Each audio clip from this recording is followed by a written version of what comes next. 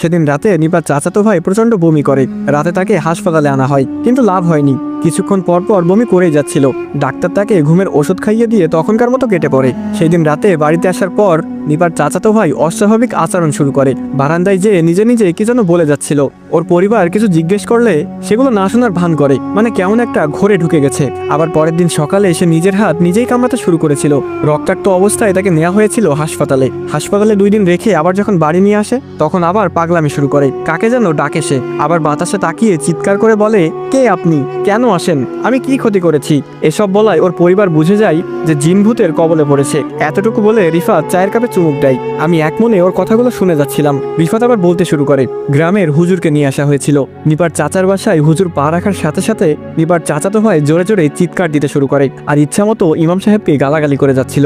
যদি বুঝাতে চাই, ইমাম সাহেবের মাকে নিয়ে গালাগালি শুরু করে। ইমাম সাহেব বাসার ভিতর এসে কি কি করেছিল তা আমরা বলতে পারবো না, তবে ভিতরে আমরা নিপার চাচাতো ভাইয়ের প্রচন্ড চিৎকার শুনেছিলাম। কিছুক্ষণ সে ইমাম সাহেবকে গালি দিচ্ছিল, আবার কিছুক্ষণ যন্ত্রণাদায়ক চিৎকার দিচ্ছিল। প্রায় আধা ঘন্টা রুকেয়ার কাজ শেষ করে ইমাম সাহেব বাসা থেকে বের হয়। নিপার চাচার উদ্দেশ্যে ইমাম সাহেব বলেন, আপনাদের ছেলেকে কেউ কালো জাদু করেছে। কে করেছে তা বলতে পারবো না, তবে খুবই মারাত্মক জাদু করা হয়েছে।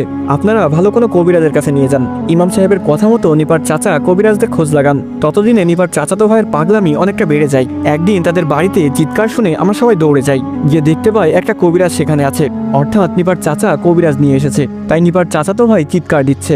আমাদের সামনেই কবিরাজ কিছু গোলাপ জল নিপার চাচাতো ভাইয়ের গায়ে ছিটাই, এরপর আগরবাতি জ্বালিয়ে তিনি কি যেন পড়ে। এদিকে নিপার চাচাতো ভাই বিছানায় ছটফট করে যাচ্ছিল। অনেকক্ষণ এভাবে কেটে যাওয়ার পর নিপার চাচাতো ভাই বমি করে দেয়। তখন একটি অলৌকিক দৃশ্য দেখতে পাই আমরা। নিপার চাচাতো ভাইয়ের মুখ থেকে একটা ভাজা ইঁদুর বের হয়। ভাজা বলতে তেলে একটা ইঁদুরকে ভাজা হলে যেমন হবে ঠিক তেমনই। এই দৃশ্য দেখে যেন আমার বমি বের হয়ে যাচ্ছিল। ধীরে ধীরে মোট 2টা